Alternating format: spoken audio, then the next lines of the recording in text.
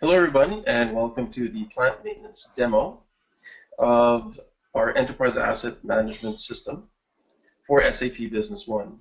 My name is Michael Trefall and your presenters today are going to be Josh Lewis and Greg Lewis. Before we get started, I just want to have a brief presentation on who SAP is and what Business One is. So before we get started, just want to look at some of the topics we'd like to cover and really look at some of the questions you may ask yourself. If you look through this list, for instance, when is it time to retire an asset, how to optimize your asset utilization rates, how to make sure that you can maximize your equipment uptime. These are all questions you probably ask yourself, and these are some of the topics we'd like to cover today. So before we move on to that, let's talk a little bit about SAP. Slide. I think you're missing a big part. I think we took it out for this presentation. You did? Okay. So let's talk a little bit about the B1 equipment rental and maintenance system. First of all, it was awarded 2013 Best New Industry Solution by SAP, and it's a solution that encompasses several disciplines. It looks at equipment lease rental, which is not the subject for today, but it looks at equipment maintenance as well, which is today's subject, as well as service. We'll also maybe touch a bit on asset accounting, how there's a P&L for each and every asset, so you know exactly how much that asset is costing you to maintain and keep. And we'll look at some other aspects of asset tracking as well.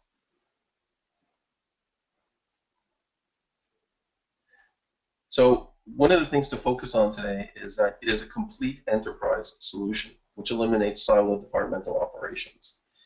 It's very common for each department to have different solutions that are disconnected or simply running Excel sheets to move information around or get tasks done. And this creates a lot of overhead, administrative overhead to be specific, where you're really eating into your staff's profitability or billable time, if you will, their productivity time. So by putting all of the systems together, the one department can, by having data all in one place, all departments can cooperate much more easily and see everything. And you can also enable workflows, which gives you a much better efficiency. There's much less time spent talking, organizing, scheduling, everything basically. When there's a handoff from one department to the other, all the information is there. All the workflows trigger the appropriate actions, whether it's to pick something from inventory for scheduled maintenance, or to having completed that maintenance. Everybody knows what's going on. Slide. So we're going to jump into the demo very soon and just go a little bit over what subjects we're going to touch on in the flow. We'd like to show you the process from beginning to end. So we'll look at how we manage the schedules. We're going to look how we collect meter readings for that equipment which has cycle counts and or is where consumption is measured or use is measured. We'll generate the work orders based either on the meter readings or other criteria. We'll look at dispatch, how the work orders are dispatched and assigned, and then how they're executed. And then we're going to collect those results, and we will look at the reports on them to see what the results were. So with that, I'll turn it over to Josh, I believe. Mm-hmm. Or is it Greg?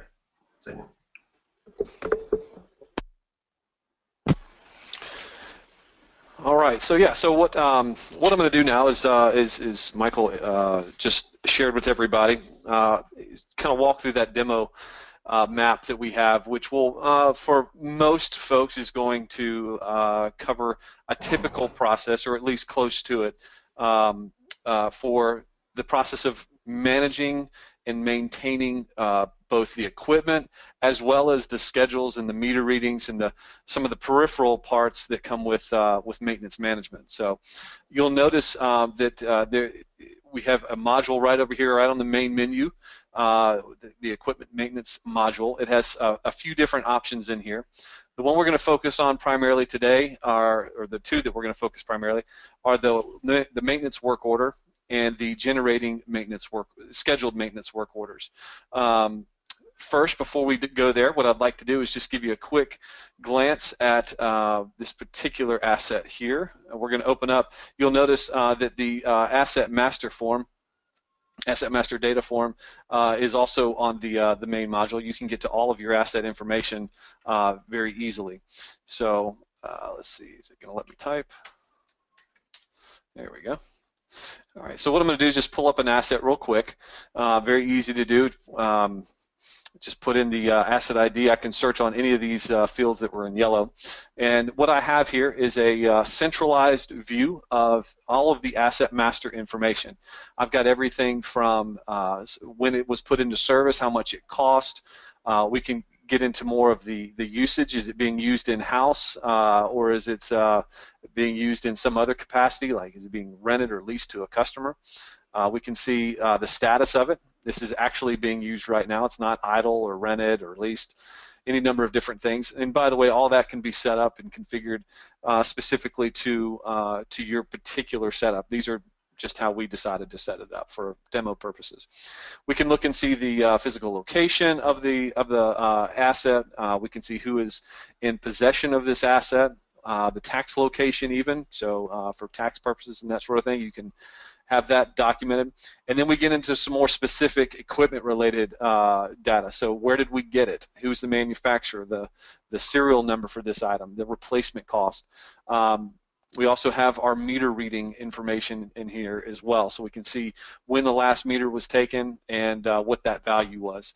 So lots of different bits of information, and this is just one tab. For the sake of time today, we're just going to limit it to a quick overview there, and then I will point out also that you have a quick glance here to your asset book, so you can get a little bit more information on things like net book value, the cost basis for the asset. If there's been any cost adjustments done, we can get to all that information. You have the option for more than one book if you need it, corporate book, tax book, whatever that might look like. That's the accountants in the room. They're the ones that are going to be more excited about that than the maintenance guys. So we'll save that for another day. In fact, we'll be talking about that in a couple weeks. But more specifically to our topic for today, one of the things that we're going to talk about, the first on our list was the preventative maintenance schedules. And so you'll notice I'm still in the asset master record for this specific asset ID, okay? And on this one asset, we have three distinct maintenance types or maintenance schedules that we have to perform on this asset. We have the oil change, the clean, and some other thing that's a little bit cryptic. These can all be set individually based on either the frequency, so days or months or hours, or it can be set based on an actual meter type. So if it's miles or kilometers, it could also be hours used, like in the case of like a generator or something like that. So the meter types are all set up again by the customer. You would have full ability to set it up however you need to, and we can also help you import those meters as well. It's a pretty straightforward process, just pulling it in through an Excel spreadsheet. But you can see here that this on this tab here, we can see, like I said, what the preventative maintenance schedules are for this particular asset. We can see how long it's estimated to be. This is estimated out of service, so we can see how long, when it comes time to do each one of these, how long it's going to take, when it was last done, and when it's due again. Okay, in situations where, for example, a vehicle may need an oil change every 3 months or however many miles or kilometers, we can set this up in a way that it does it either or. Whichever one you do it, it's going to reset based on the criteria that you determine in there. So if you get it done in 3 months and it hasn't quite been 5,000 miles or however many kilometers, then it will still reset that meter for you so that you're back on track and you know when the next one's going to be due. So lots of intelligence in these forms, just in this one form in particular, and a ton of automation. We'll see how some of that starts to play out here in just a second. The other thing that we mentioned is that we're going to allow you to be able to collect meter readings.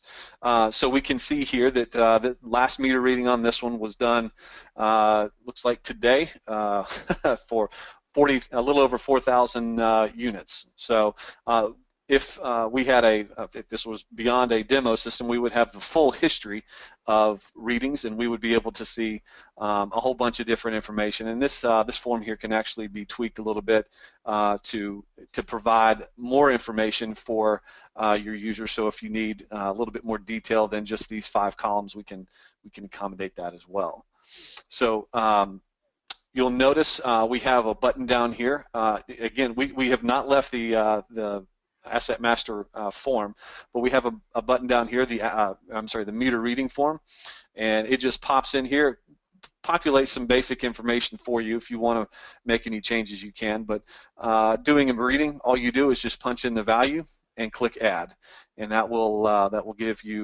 document yet another meter reading for that list. Okay, and so that gets added in, and it goes into all of the considerations for when it's going to need service and that sort of thing. So we've talked about the maintenance schedules, and we've talked about meter readings. The other thing that I want to point out just while we're here on this form is that you also have, again, still within the Asset Master form, a full history of all of the maintenance work orders for this particular asset. So you can see here, just in this look here, that there's unscheduled, scheduled. Scheduled would be something that came from the preventative maintenance schedule. It was planned, it was anticipated, and it was based on the status. We can see where it was finished, done, whatever that might be. Unscheduled is going to be more of a break fix scenario. So something happened, we needed to take it offline for whatever reason or for however long and get it fixed up for something. And that can be a whole bunch of different things, and we can help you with managing those as well. Okay, so again, that's the Asset Master form. Those are what I showed you was just about 2 or 3 different tabs on the form.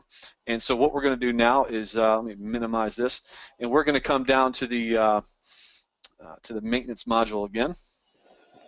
And what we're going to do is we're going to actually generate, or I'll show you where we would generate the maintenance work orders. So now, I mentioned that the work orders can be created based on those schedules. And so what this form is doing is it's looking, we're going to give it a date, and we're going to say, what equipment out there needs to be serviced, or what it needs some sort of preventative maintenance as of this particular date. And so when I click this refresh screen, I get a long list of all the equipment that needs to be generated. Okay, so I can look through this list. If there's something I want to investigate or whatever, I can click through to different things. I can click through to the Asset Master. If I want to look and see something, this one is with a customer right now, probably on rent or something. I can look through and see where the customer is if I need to go and service it at the customer site, if I need information for that. So a good bit of information that can be pulled in here. If I want to go ahead, in its simplest form, if I wanted to go ahead and just generate every single work order and print those out or distribute them out, however, to our field, then we can just select all, and we come over here and we click Generate Documents. I'm not going to do that right now, but that is possible, and that would kick each one of those into a new work order that can be dispatched and assigned and so on, however it needs to be. However, if I want to just go 1 or 2 at a time, I can pick a few and then generate the documents, and then that's everything gets pulled off of this list as being completed once. Or is done once everything has been completed. So this can be used as a bit of a clearing screen. You can make sure that everything's being tended to. A lot of our folks will set it for a particular drop dead date. So maybe we're looking at this is obviously looking as of today. I might, in the real world, I might actually look and say, okay, what do I have that's due next Friday?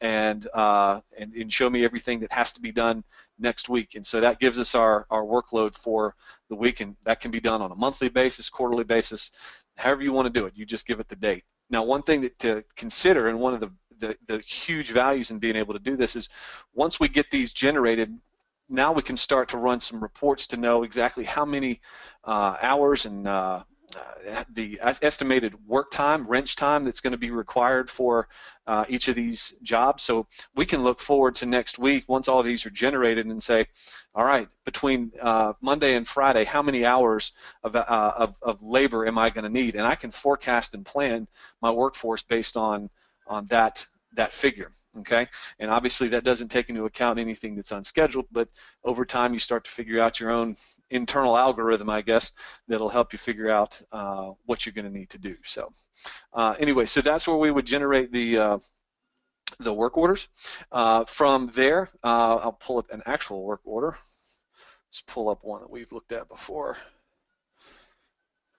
All right, 29. All right, and so this is a work order for that specific asset that we were looking at. We can see that it's got a little bit of basic information at the top, just the asset information. We've got the customer information as well. If it's been shipped to somebody, we can see that. So we have a quick look to see where it is so that we can get to it and service it in a timely fashion. On this one, this is a scheduled work order, so this is coming off of the PM schedule. You can see here, if we had just pulled this up blank, it would have popped up as unscheduled. There's a couple other options, but and then so if this is a call-in situation, then we can, or an unscheduled, then we can provide a little bit more information for either the dispatcher or the field. There's notes that can be put down here as something specific that's going on that just needs to be communicated so that it can be fixed quickly and efficiently.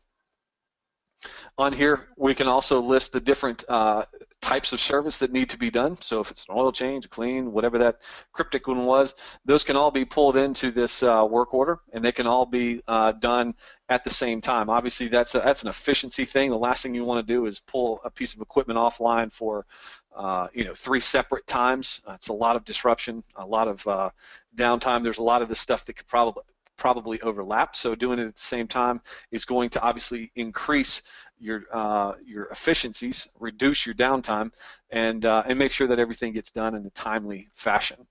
Along with those different maintenance types, a lot of them are going to come along with their own different items that need to be addressed as well. So if we're doing an oil change on something, that's going to require some oil, filter, any number of different things that might come with that. So those items can be listed in association with the maintenance type.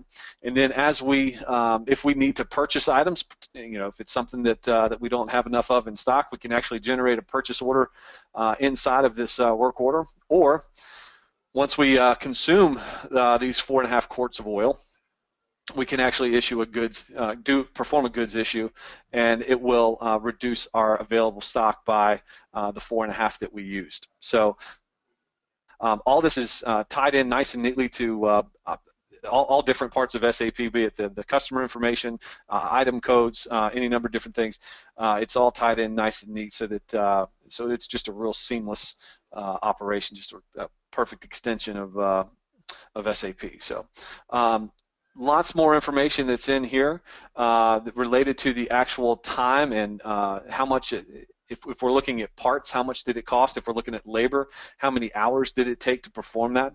Once we get to that point, we're able to, and once we start collecting that information, we start to have everything that we need in terms of analytics and being able to measure performance. Are we, is one tech faster? Is one tech slower? Which one's better? Is it better to be faster or slower? If he's too fast or too slow, you can kind of get into some dangerous problems there. But we want to make sure that there's no need for additional training, no need for. It could be that we're looking at a particular piece of equipment and saying, you know what, this thing's actually requiring a whole lot more work than the next one is. Something may be wrong. It could be a manufacturer issue.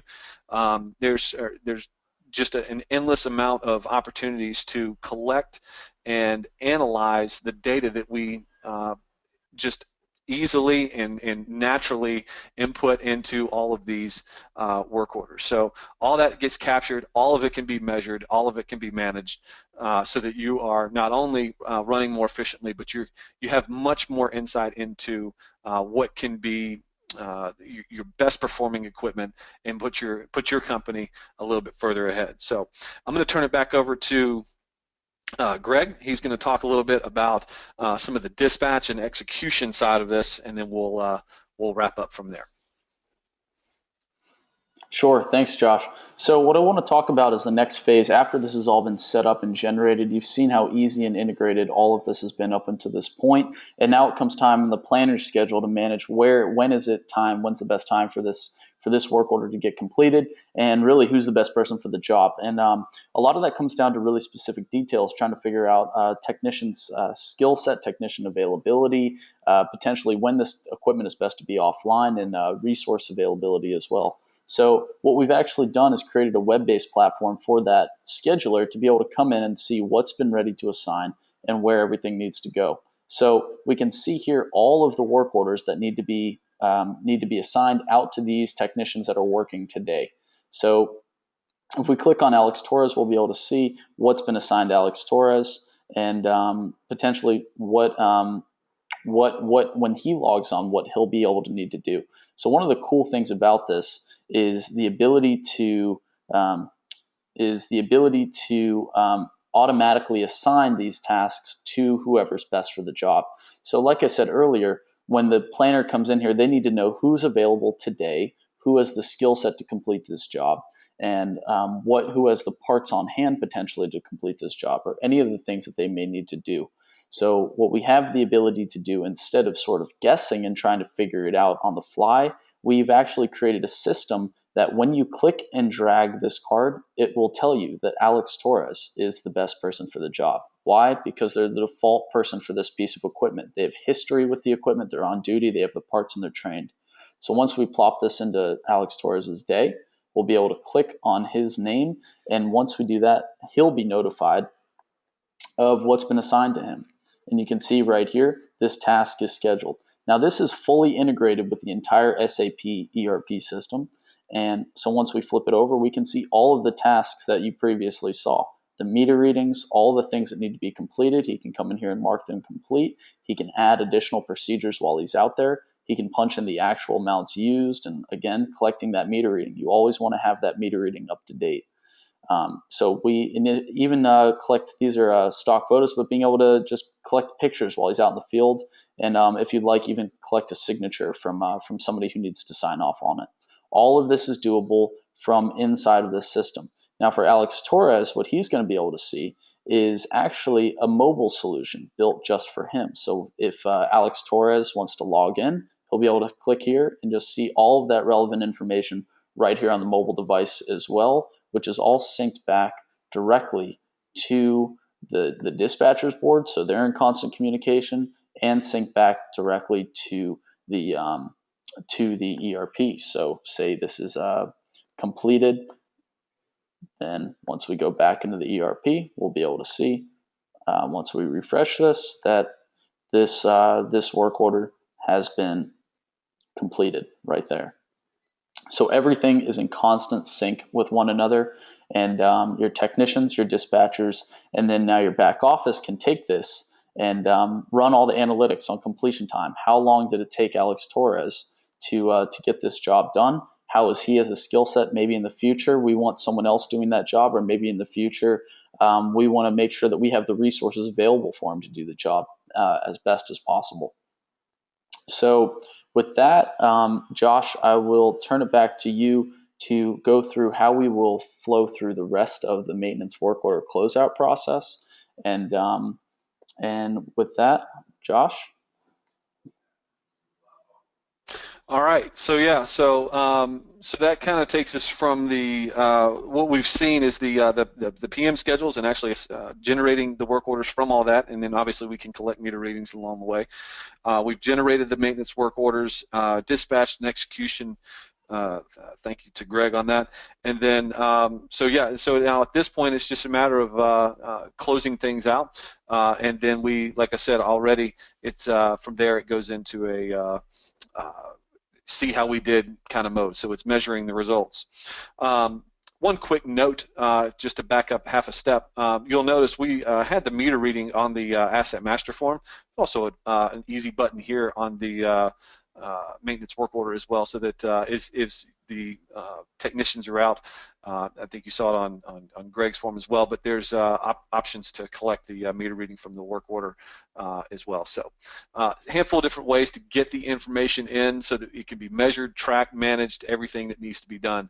There's so many things that are riding on the success and failure of the maintenance work orders, be it certifications, obviously downtime and efficiency is a huge thing, but just lots of stuff that have to be considered and tracked and understood throughout each hour of every day, making sure that everything's getting handled. So like we said, once we get to this point and we've worked through the various tasks, then it's just a matter of closing this contract down. It's very simple. We're just gonna we can kind of work through our different statuses over here, but we can mark it as closed. We can punch it as closed. But this is it's just closing it down, and that shuts it down for that time. So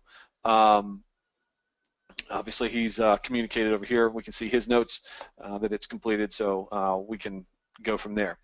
From that point, the good news about SAP is that they give you the option to create as many reports and queries that you need. There's a handful of different options that we have. I think we have some here for equipment maintenance, but these just allow us to look and see, how are we doing? We can go through and we can look at all of our open contracts. We can look at any that are with a selected vendor. We can see our on-time analysis. These are just a few that we have, and of course these can go in a bunch of different ways. Unassigned maintenance work orders, this might be something that we need to look at on a daily, if not hourly basis. What's been generated that I need to get dispatched. A lot of that can be handled through Concord, but we can also manage it over here through the queries as well. How many of these are behind schedule?